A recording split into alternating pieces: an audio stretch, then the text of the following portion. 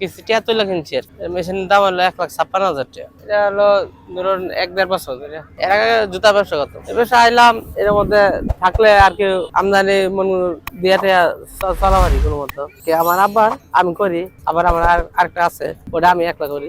আব্বা করছে এখানে করে মোহাম্মদ আলামিন, গ্রামের বাড়ি দেবখালা, কালীবাজার। এটা হলো ফুলবাইরা আছে, আলহামদুলিল্লাহ ভালো আছে। ওই 27-28 টাকা হয়, চলে মোটামুটি। আমি মেশিন কিনছি, আমদানি যাওয়া হয় তাই আর কিস্তি চালাই লাগে। শুধু ওজন আছে 5 টাকা, আর ওজন হাইটে আছে বিএমআই সহ 10 টাকা। ভবিষ্যৎ কল্পনা হইলো এটা মেশিন চালাইয়া কয়েক বছর চালাই, পরে ভালো হইলে পরে একটা ব্যবসা বাণিজ্য ভালো একটা দোকানপাট দিয়া পরে এটা ছেড়ে দিব। প্রতিদিন এই একদিনে এক টাইমে হয়ে যায়।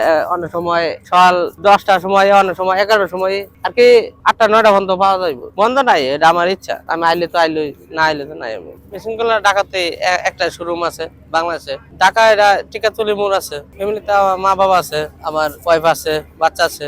চালাইতে হয়, এটা সুইচ দিলেই হয়, আর ব্যাটারি আলাদা কিনতে হয়। নতুন ব্যাটারি থাকলে তো 3-4 দিন যায়। একদিন চার্জ দিলে 3-4 দিন চলে। হ্যাঁ।